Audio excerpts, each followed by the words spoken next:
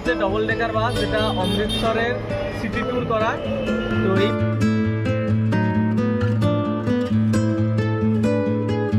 Attari Wagah border की parade देखने जा रहे हैं। अटारी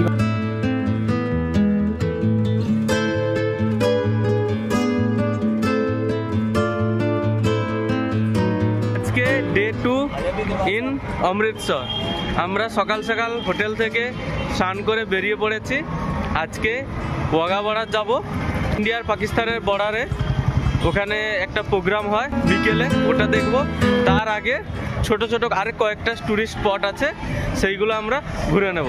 তার জন্য আমরা হোহো বাস, যেটা হচ্ছে hope on and hope of, এই বাসটা বুক করেছি।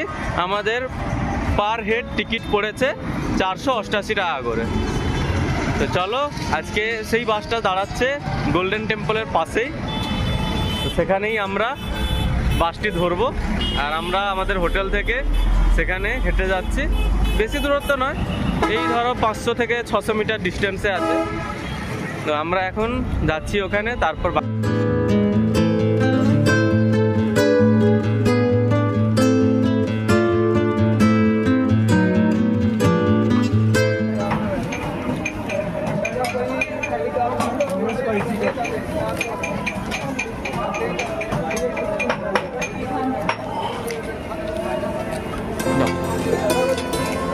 এখন চলে এসেছি মহারাজা রঞ্জিত সিং স্ট্যাচুর কাছে। এখানেই আমাদের ওই দূরে হোহো বাস, ওই যে দূরে হোহো বাস। তো আমরা এখন বাসের কাছে যাচ্ছি। এখন বাজে 9:30, বাস ছাড়বে 10টার সময়। আমাদের ওপরে আমরা সিট নিয়েছি। তো আমি এখান থেকে বলে দিই, এখানে যদি লোকাল শেয়ারিং অটো নিয়ে ওয়াঘা বর্ডার যাওয়া হয় তো সেটা নেয় 80 টাকা করে নেয়। অনেক সময় বার্গেনিং করলে 50 যেতে 50 আসতে 100 নেয় মোট, আর না হলে 150 নিয়ে নেয়।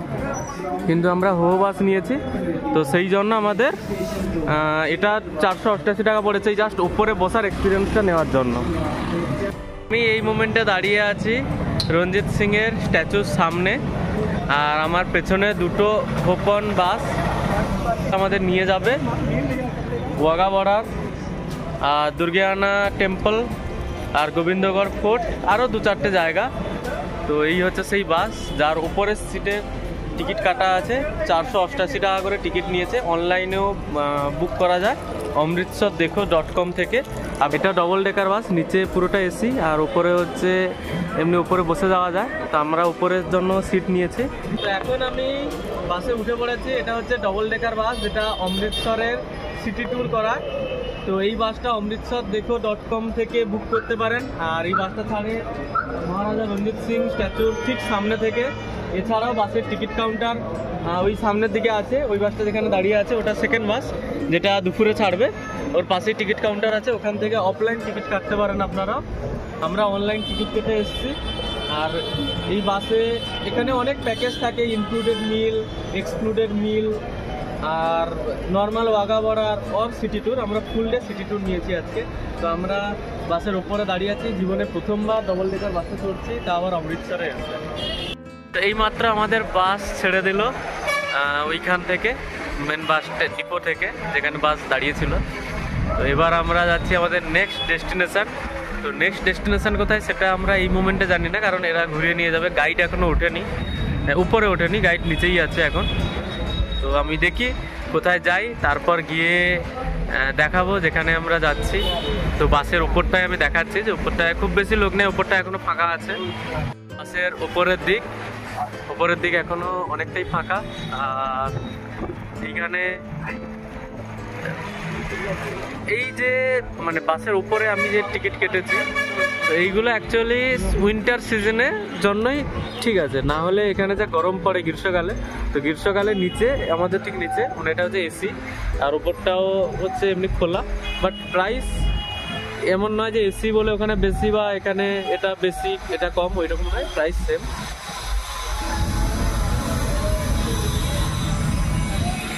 বাস থেকে আমরা এই নামলাম, আমাদের সঙ্গে আমাদের ট্যুর গাইড যিনি দাঁড়িয়ে আছেন উনি বললেন যে বাস এখানে 15 মিনিট দাঁড়াবে। আমাদের প্রথম ডেস্টিনেশন হচ্ছে দুর্গিয়ানা টেম্পল। তো আমরা দুর্গিয়ানা টেম্পলের দিকে এবার হাঁটছি। ঢুকে গেছি দুর্গিয়ানা টেম্পলে। নাম দেখেই বুঝতে পারছেন এটা দুর্গা মাতার মন্দির। আর এইখানে এই মন্দিরটা ঠিক কিছুটা ডুপ্লিকেট করা হয়েছে, ডুপ্লিকেট না মানে অনুপ্রেরণায় তৈরি হয়েছে গোল্ডেন টেম্পলের, বাট এটা পুরোটা গোল্ড দিয়ে না, এটা হচ্ছে তামা দিয়ে তৈরি এই মন্দির। আর এই মন্দিরের ইতিহাস এমনই আছে যে এখানে যেরকম গোল্ডেন টেম্পলের চারিদিকে যেরকম সরোবর হয় সেই রকম সরোবরই এখানে তৈরি হয়েছিল, কিন্তু প্রত্যেক গরমকালে যেরকম পুকুর ঘাটের জল শুকিয়ে যায় সেরকম এই নদীরও জল মানে এই যে সরোবরটা এর জলও শুকিয়ে যাচ্ছিল। তখন এরা ওই গোল্ডেন টেম্পল থেকে এক কলসি জল নিয়ে এসে এর জলে মিশিয়ে দিতে, তখন থেকে আর এখানে নদীর জল আর শুকায়নি, মানে নদী বলছে সরি, এখানে যে সরোবরটা তৈরি করা হয়েছে পুল টাইপের সেই তার জল আর শুকায়নি। আর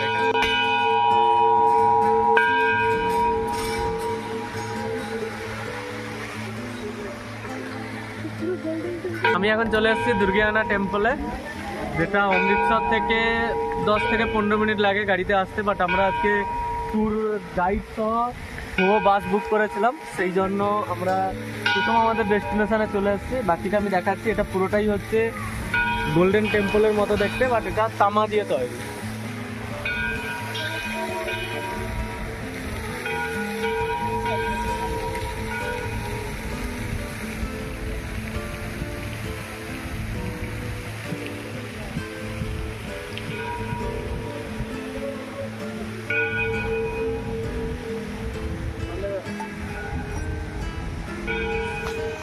থেকে নেমে এই পেছনে আমাদের বাস দাঁড়িয়ে আছে, বাস থেকে নেমে আমি এখন যাচ্ছি আমাদের সেকেন্ড ডেস্টিনেশন গোবিন্দগড় ফোর্ট, যার জন্য টিকিট কাউন্টার এইদিকে আছে, আমরা টিকিট কাটতে যাচ্ছি।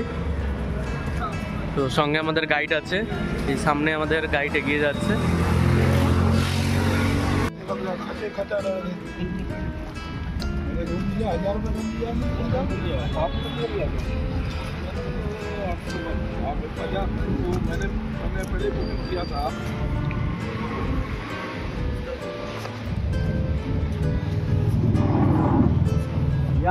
এখন আমি দাঁড়িয়ে আছি টিকিট কাউন্টারে, টিকিট কাউন্টার আমাদের এই পেছনে।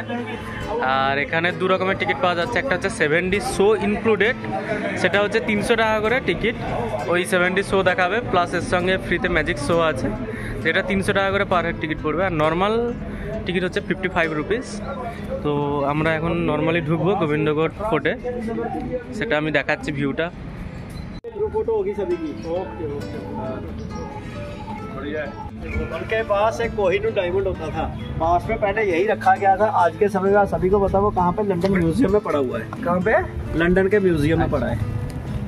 जो कोहिनूर डायमंड था ना, वो उनके खजाने की शान थी, वो पहले पास में यही रखा गया था। जब वो लाहौर से चलते थे तो रास्ते में अपने खजाने की शान को देखकर फिर वो आगे बढ़ते थे। हमारे अमृतसर में टोटल कितने गेट है? 12 गेट है, जिसको कहते हैं जैसे हॉल गेट, कीमा गेट, लाहौरी गेट, खजाना गेट, ऐसे कुल मिला के 12 गेट है। जिसमें महाराजा रंजीत सिंह जी का जहाँ पे हाथी बांधे जाते थे, हाथी गेट, खजाना गेट, जहाँ पे उनका खजाना रखा जाता था, महाराजा रंजीत सिंह जी के टाइम का ही। अच्छा, इसके अंदर हम देखेंगे सबसे पहले मैजिक शो, फिर भंगड़ा, फिर 70 वाले 70 में चले जाएंगे, फिर उसके बाद यहाँ पे खाने पीने को भी है, और उसके बाद यहाँ पे अर्बन म्यूजियम बना हुआ है, वो देखेंगे। का भी पैसा देना है? बिल्कुल देना है। ये तो गलत बात है यार, ये टूर ऑर्गेनाइजर को देना चाहिए यार। लास्ट मोमेंट में चल रहे हो, अभी अच्छी बात है, सफर कर लिया आपने, पता कोई नहीं कल को मुझे बस का।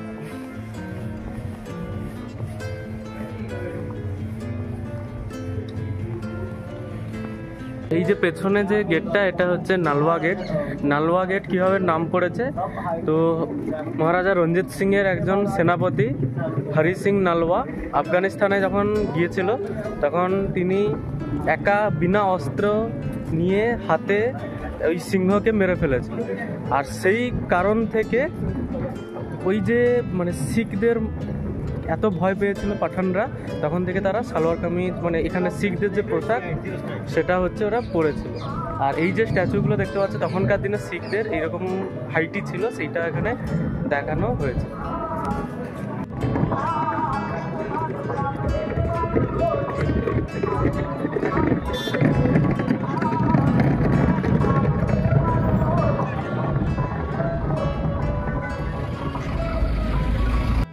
এখন আমাদের গোবিন্দগড় ফোর্টের মধ্যে ম্যাজিক শো দেখানো হবে, তো আমরা ম্যাজিক শো দেখতে বসছি। सामने जो पेश करेंगे सर मैडम जादू नहीं है, हाथ की सफाई है। और देखिए सर मैडम ये जादू स्टिक है। और देखिए सर मैडम हाथ खाली है। जादू स्टिक देखो सर मैडम यहाँ पर घिस देंगे, हाथ पर घिस देंगे, मट्टी उठाएंगे, मुड़ राइट लेकर आओ। कैच करो सर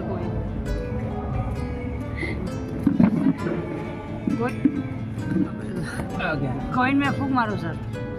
जांच करो सर कॉइन रियल है या डुप्लीकेट है। कॉइन सिंगल है या डबल है। इधर फेंकिए। आज देखो सर मैडम सिंगल कॉइन की कलाकारी।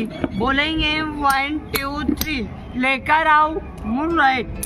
आज देखो कर दो यार एक बार। 1 कॉइन का 4 कॉइन। 4 कॉइन मैडम के हाथ में देंगे। मैडम 2 मिनट इस पे बैठिए। आज देखिए सर मैडम 1 कॉइन अलग है। कितना कॉइन है मैडम? 3 कॉइन। 3 कॉइन से बोलेंगे मुड़ राइट। फूक मारिए, फूक मारो। कॉइन हाथ में लीजिए, मुट्ठी ऐसा बंद करो मैडम। मुट्ठी बंद करके कॉइन यहाँ पर छोड़ दो। कॉइन रखो मैडम। मजाक नहीं करिए मैडम, कॉइन रखिए ना। मैडम दे दो, उसने किले से बाहर जाने नहीं देना। नहीं कॉइन नहीं है। स्टैंड अप 1 मिनट खड़े होइए मैडम। 1 2 3 4 है। देखो सर मैडम ये मिल गए। मैडम अपना कमीज हिलाइए। आज देखो सर मैडम ने पुरानी आदत नहीं छोड़ी है। এখন আমরা দেখলাম ম্যাজিক শো। ম্যাজিক শো দেখার পরে আমরা যাব আর্ট গ্যালারি, যেটা মিউজিয়াম। তো মিউজিয়ামে আমি যাব। মিউজিয়াম হচ্ছে এই ঠিক পেছনে আমাদের মিউজিয়াম আছে, গোবিন্দগড় কিলার মিউজিয়াম। এই কেলাটা হচ্ছে রঞ্জিত সিংয়ের কেলা, যেটা রঞ্জিত সিংয়ের মহল ছিল। সেখান থেকে যখন এই কেলাতে আসতো তখন এখানে কোহিনূর হীরা ছিল। সেই হীরাটা দেখে রাজা যুদ্ধে বা কোনো জায়গায় শুভ কাজে যেত। তো আমাদেরকে সেইটুকুই ইনফরমেশন দিল গাইড দাদা। হ্যাঁ, हेलो, আপনার নাম? मेरा नाम हरप्रीत सिंह है। তো बहुत ही टूर गाइड इसी बस का, जिससे हम एंजॉय कर रहे हैं सभी आकर किले में। তো খুব খুব সুন্দরভাবে আমাদেরকে গাইড করছেন। তো আমি আবার দেখাচ্ছি গোবিন্দগড় কিলার আর্ট গ্যালারি। এইটা হচ্ছে পাকড়ি মিউজিয়াম।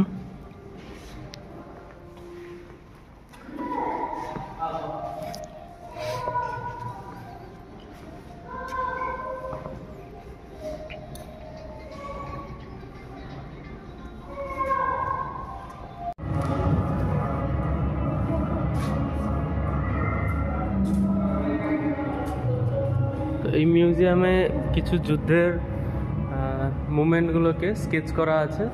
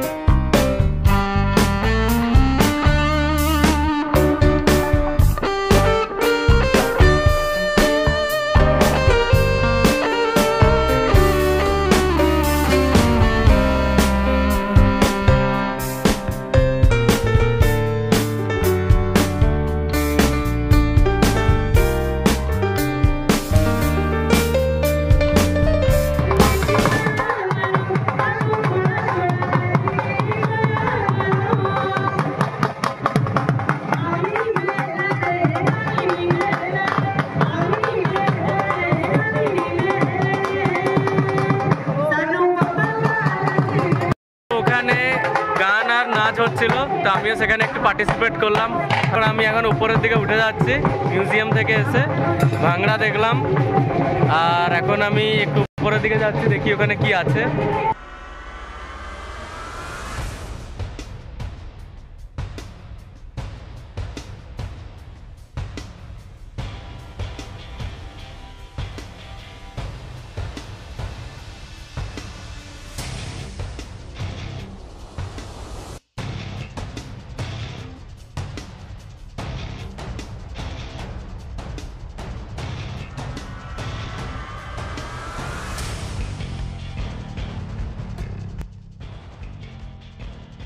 যেখানে কোহিনূর হীরার রেপ্লিকা, যেটা এখন লন্ডনে আছে, সেই কোহিনূর হীরা এখানেই ছিল কিছু আগে, এর আগে স্বাধীনতা যখন আমরা পাই ঠিক সেই সময় বা তার কিছুদিন আগে। আমি তো হিস্ট্রি অতটা ঠিক করে আমি মনে নেই, তো ইংরেজরা নিয়ে চলে গেছিলো। তার যে রেপ্লিকা, তার ডুপ্লিকেটটা এর মধ্যে আছে, আর কিছু কয়েন আছে তখনকার আমলের, মানে অনেক পুরনো রাজার আমলের কয়েন আছে।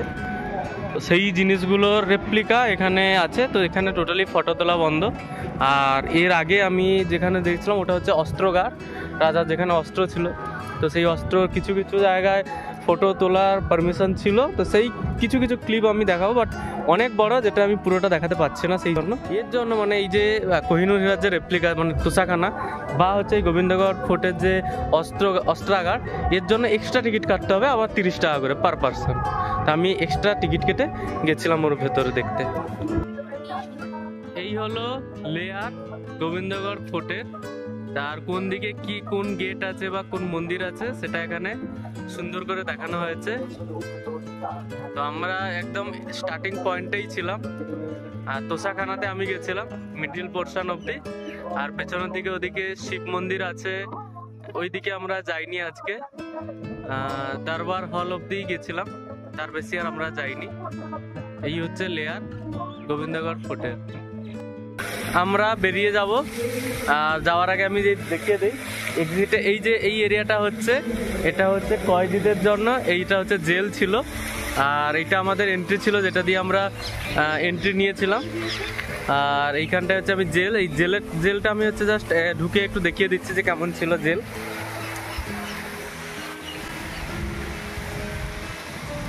এর মধ্যে সমস্ত কয়েদিদেরকে রাখা হতো এইরকম। এটা হচ্ছে সেই জেল। এর সম্পর্কে হয়তো কিছু লেখা আছে, আমি ওখানে গিয়ে একটু দেখছি।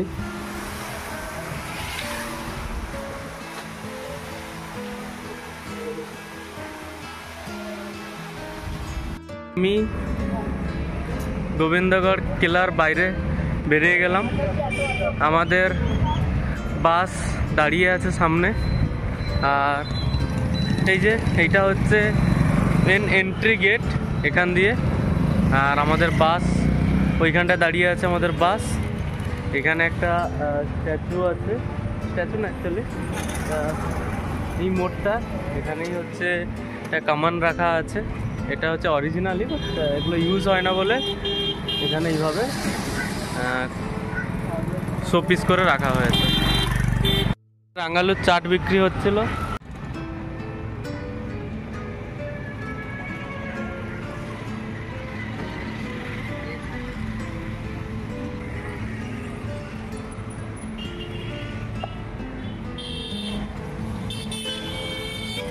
আমি এখন আমাদের বাসের উপর উঠে যাচ্ছি।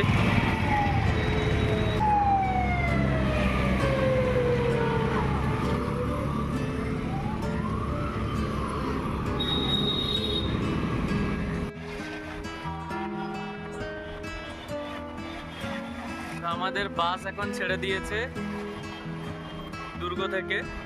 আমরা এখন আমাদের নেক্সট ডেস্টিনেশনের দিকে যাচ্ছি, সিটির ভিউ এনজয় করতে করতে। এইরকম ডবল ডেকার বাসে প্রথমবার আমরা চড়ছি। তো এখন আমরা খালসা কলেজের সামনে দিয়ে যাচ্ছি। এইরকম কলেজ আমি প্রথম দেখেছি। এটা না একটা সেই কি বলবো, আমাদের ভিক্টোরিয়া মেমোরিয়ালের মতো দেখতে কিছুটা।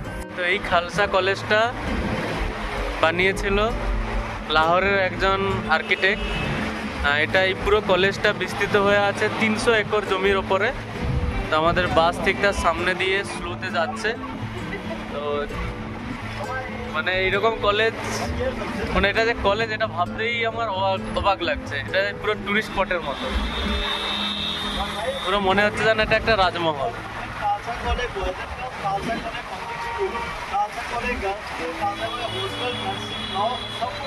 এইটা হচ্ছে অমৃতসর ইন্ডিয়া গেট, সামনের দিকে হচ্ছে পাকিস্তান।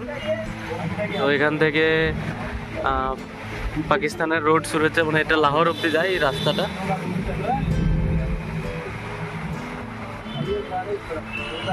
আমরা এখন ঢুকছি পাঞ্জাব স্টেট ওয়ার হিরো মেমোরিয়ালস মিউজিয়ামে। ওই সামনে হচ্ছে সবচেয়ে বড় তলোয়ার রাখা আছে। তো এই মিউজিয়ামের এন্ট্রি টিকিট হচ্ছে 150 টাকা পার পারসন। তো আমরা এবার এখানে ঢুকবো। এটা একটা ফাইটার বিমান রাখা আছে এখানে, যেটা স্ক্র্যাপ। তো আমি বাকি সমস্ত কিছু এখানে যদি অ্যালাউ করে তো আমি ঘুরিয়ে দেখাবো। টাকা করে পার পারসন টিকিট কেটে আমরা এখন ঢুকছি ওয়ার মিউজিয়ামে। कारगिल की जंग में यूज किए जाने वाला फाइटर है, ठीक है। उसके बाद मामा তো এটা হচ্ছে কার্গিলের যুদ্ধে ব্যবহার করা ছিল। তো এখানে বেশিরভাগ জিনিসই অরিজিনাল, কোনো সিমেন্ট বা কোনো কিছু দিয়ে তৈরি নয়, সব অরিজিনাল জিনিসে রাখা আছে। এটা হচ্ছে কার্গিলের যুদ্ধে। ये वर्ल्ड टॉलेस्ट स्वॉर्ड है, 45 मीटर हाई, दुनिया की सबसे बड़ी sword, world tallest sword 45 metre high. इस तरफ आइए। এটা হচ্ছে বিশ্বের সবচেয়ে বড় তলোয়ার, যেটা অরিজিনালি লাগানো আছে। गाइस यहाँ पे जो आप शस्त्र देख रहे हो, ये प्रॉपर समय में यूज किए जाने वाले शस्त्र है, जंग के दौरान यूज होते थे। और ये जो आप डाल देख रहे हो, ये राइनो के स्किन से बनी हुई डाल है।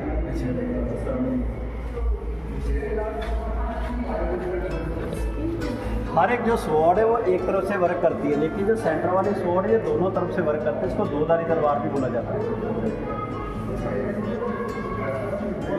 आईएनएस विक्रांत का डमी दिखाया गया, आईएनएस विक्रांत जो इंडियन नेवी ने अभी फ्री किया है, जिसका वी विक्रांत वाला बजाज की ओर से बाइक भी बना।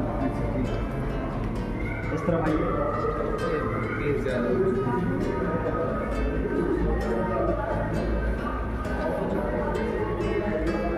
पहले समय में जब सिख योद्धा लोग जंग के लिए तैयार होते थे, ऐसी लोहे की जैकेट पहनते थे, और ऐसी ही जैकेट वो अपने घोड़ों को भी बनाते थे कि जंग के दौरान हमें और हमारे घोड़ों को कोई नुकसान ना पहुंचे। इस जैकेट को बुलेट प्रूफ जैकेट भी बोला जाता है।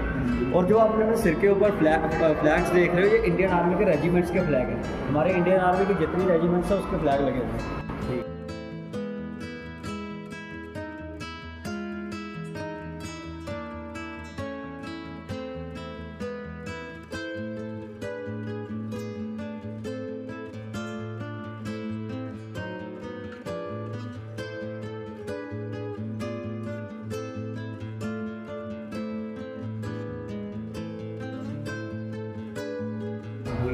यादें आ गई है, ताज़िया हो गई है फिर से। कहाँ पे भूल गए?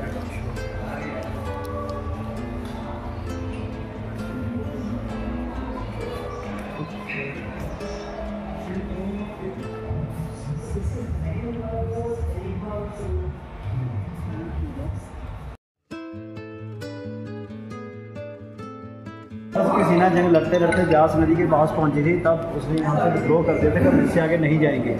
हम पहले बहुत खून खराबा करके यहाँ पहुँचे। जब यहाँ से ये वापस जा रहे हैं, यहाँ से विद्रोह कर रहे हैं, यहाँ से जब ये वापस जा रहे थे, ईरान में जाते हुए रास्ते में फॉरेस्ट की डेथ हो गई। ठीक है। और ये शोका चक्कर है, इसको शोका चक्कर बोला जाता है। इसके बाद ये टाइमलाइन ऑफ वॉर्स है, कब से लेकर कब तक की बैटल हुई है हमारे यहाँ पे, उसका विवरण दिया गया था टाइमलाइन ऑफ वॉर्स में। जैसे 326 BC Alexander the great defeated king Porus, यहाँ पे उसका पूरा विवरण दिया गया।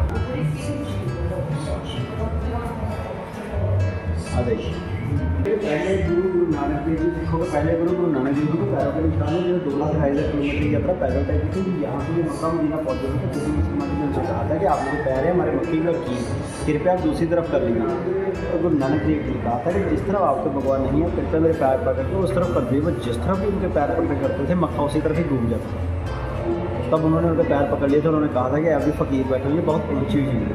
उनके 3 ही सिद्धांत थे, नाम जपो, कीर्तन करो, वर्ष करो, भगवान का नाम लीजिए, जो आप काम करते हैं उसको मेहनत और ईमानदारी से कीजिए। उसके बाद जो भी आपके काम का मुनाफा होता है, जो भी आप उसे अर्निंग करते हैं, उसका 10%, 5% गरीबों में बांटिए। गोल्डन टेम्पल की पहली ईंट किसने रखी थी? गोल्डन टेम्पल की पहली ईंट एक मुसलमान जी ने रखी थी, उनका नाम था साई मियां। ठीक है। यहाँ पे देख सकते हैं सिखों के 10वें गुरु गोबिंद सिंह जी के छोटे साहबजादे फतेह सिंह और रावत सिंह, एक की उम्र 7 साल, एक की उम्र 9 साल। इनको भी धर्म परिवर्तन के लिए बोला गया था, ना करने की वजह से इनको जिंदा दीवारों में चुनवा दिया था वजीर खान ने। आप लोग चंडीगढ़ गए कभी? हाँ। चंडीगढ़ के पीछे एक स्टेशन पड़ता है साहबजादा अजीत सिंह नगर, वहाँ से जीरकपुर की ओर रोड जाती है, वहाँ पे सरहंद गुरुद्वारा बना है। ये उन्हीं के पास रहता है, जब भी वार करता है, अकेले में वार करता है, कभी झुंड में वार नहीं करता। इसी ईद पे ये जो आप स्टैचू देख रहे हैं, ये महाराजा रणजीत सिंह की सेना के सभी जर्नैल हैं, जिनका नाम सबसे पहले जनरल जोरावर सिंह, जिनको नेपोलियन के नाम से जाना जाता है। उसके बाद श्याम सिंह अटारी जी है। जो हम आगे अटारी वाघा बॉर्डर की परेड देखने जा रहे हैं, अटारी गांव हमारा है, वाघा पाकिस्तान का है, जिसकी 0 लाइन के ऊपर हम सेरेमनी करते हैं, बोलते हैं अटारी वाघा बॉर्डर की परेड देखने जा रहे हैं।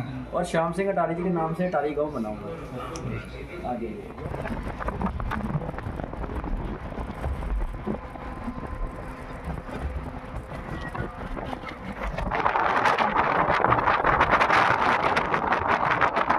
এখন আমরা আছি পাকিস্তান বর্ডার আর ইন্ডিয়া পাকিস্তান বর্ডারের একদম পাশে আটারি বর্ডারে আমরা আছি। তো আমি যাচ্ছি, পেছনে হচ্ছে ভারতের জাতীয় পতাকা উঠছে, আর আমরা হচ্ছে বর্ডারে একটা সেরিমনি দেখতে এসেছি অমৃতসরে আটারিতে। তো সেটা আমরা যাচ্ছি এখন, বাকি ওখানে যদি ভিডিও করতে দেয় তো সেটা আমি দেখাবো।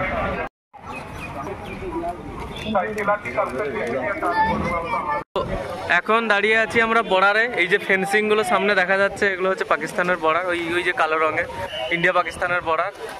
তো সেইখানে আমরা দাঁড়িয়ে আছি।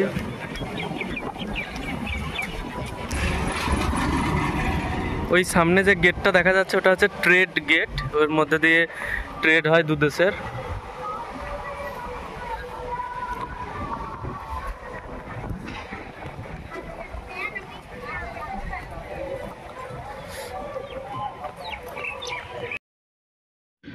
ঠিক একটু দূরে মানে ওই দিকটা, ওই যে ভারত আর ইন্ডিয়া লেখা আছে যেখানে, ওর পরেই হচ্ছে পাকিস্তানের যে মাঠ, ওখানে এই সবুজ পুরো এরিয়াটাই। তো আমি দেখাবো আরও ভালো করে যদি আরও সময় পাই।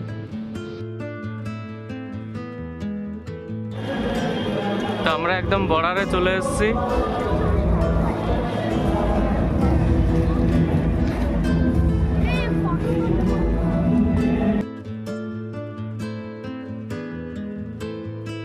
ঠিক এখানে দু দেশের সৈনিকরা তাদের ট্রেডিশনাল ওয়েতে ভারতের পতাকা নামিয়ে নিয়ে যাবে, আর পাকিস্তান তাদের পতাকা নামিয়ে নিয়ে যাবে। আর ঠিক একটু পরেই সেই অনুষ্ঠানটা শুরু হতে চলেছে।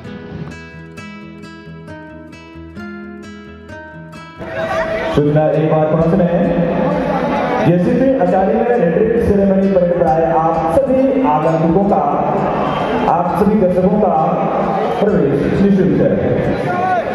तो जानते हैं जो भी दर्शक स्टेडियम में खड़े हैं उन सभी दर्शकों से विनम्र निवेदन है, कृपया जहाँ कहीं भी जगह मिल रही हो या जहाँ कहीं बिठाया जा रहा हो,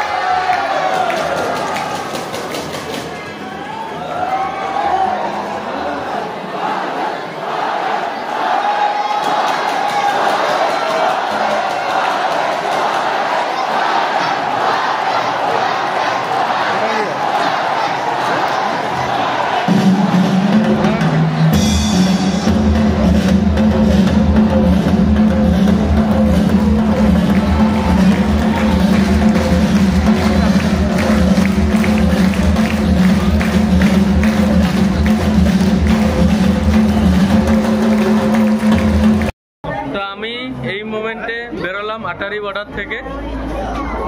তো এখন আমরা আমাদের হোটেল রুমের দিকে যাব, আমাদের বাস ওয়েট করছে।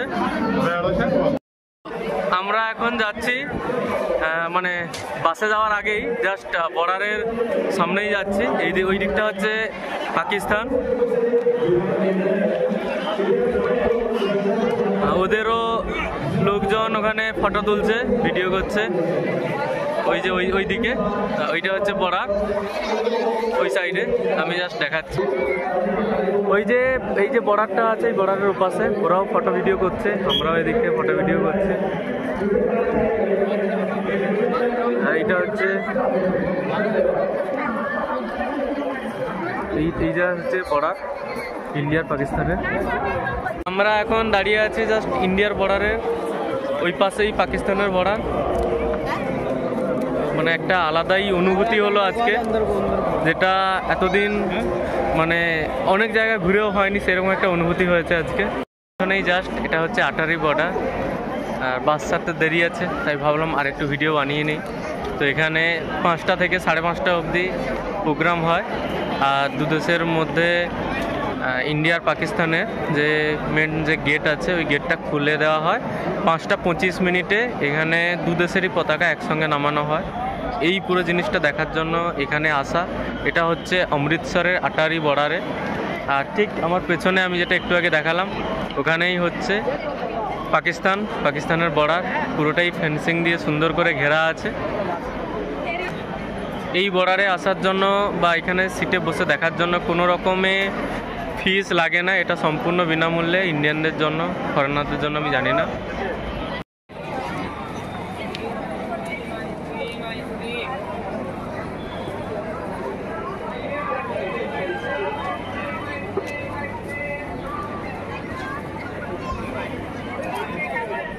তো আমি এখন চলে এসেছি হোটেল থেকে অমৃতসর রেলওয়ে স্টেশনে। এখন বাজে 5টা। তো আমাদের ট্রেন আছে 5:50-এ, দুর্গিয়ানা এক্সপ্রেস, অমৃতসর টু কলকাতা। আর আজকেই হচ্ছে আমাদের ট্যুরের লাস্ট কমপ্লিট জার্নি, এরপর বাড়ি। কীভাবে আসা যাবে, কত টাকা খরচা, কোথায় থাকবো, এইসব নিয়ে আমি আলাদা একটা ভিডিও বানিয়েছি। সিমলা, মানালি, অমৃতসর কত টাকা খরচা হবে, একসঙ্গে এলে আলাদা আলাদা কীভাবে আসবো, কত টাকা খরচা, কোথায় থেকেছে, সমস্ত কিছু বৃত্তান্ত আমি আলাদা একটা ভিডিওতে জানাবো।